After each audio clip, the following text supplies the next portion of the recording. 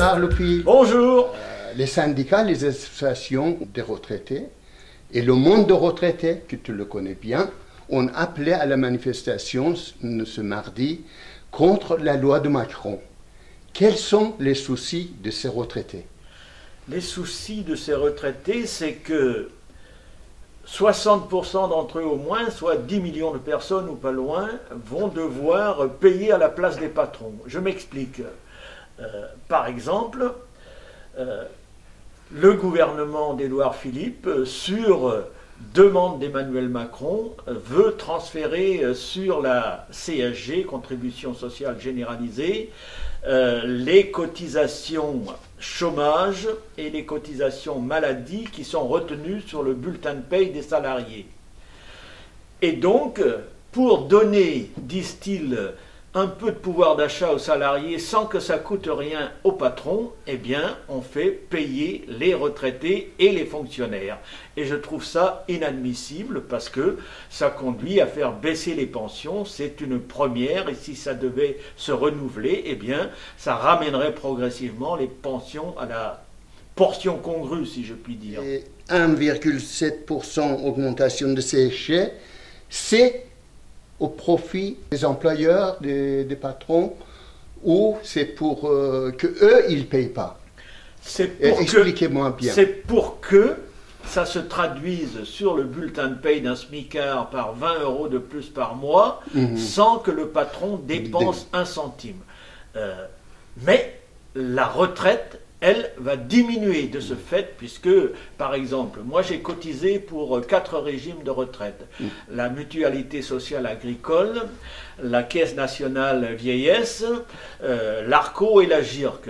Ma pension d'aide familiale agricole, c'est de l'ordre de 24 € par mois. C'est presque rien, mais ça ne suffira pas pour compenser la hausse de la CSG, donc ma pension va diminuer et la diminution sera plus que l'équivalent de ma petite retraite agricole. Et donc, quel que soit leur système de retraite, 10 millions de retraités vont être pénalisés de la même manière. Donc je trouve ça inadmissible, d'autant plus que si ça marchait, eh bien, on pourrait recommencer peut-être l'année prochaine, les années d'après, et on finirait par avoir des retraites diminuées de 40 ou 50%.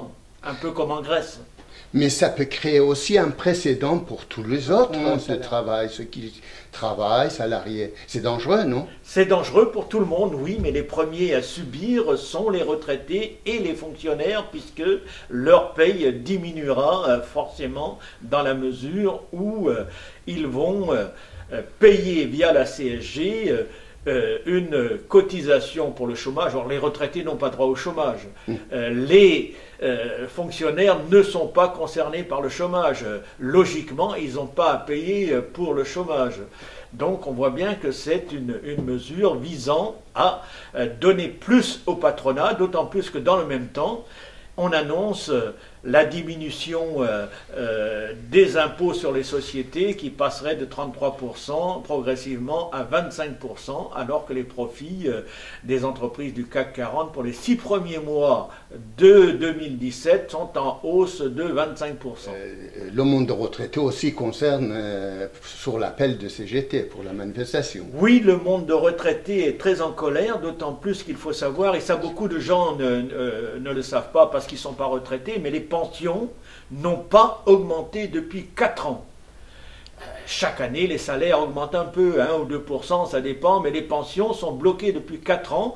Et là, elles vont diminuer, donc c'est doublement inadmissible. Et je pense qu'il y aura beaucoup de retraités dans la rue mardi prochain, parce que j'étais hier à la fête départementale des retraités de Loire-Atlantique, où il y a beaucoup d'anciens travailleurs des chantiers navals et d'ailleurs. Ils étaient très en colère, très remontés, et bien décidés à manifester à Nantes mardi prochain. Et je pense que dans beaucoup d'autres villes industrielles, eh bien, ce sera la même chose.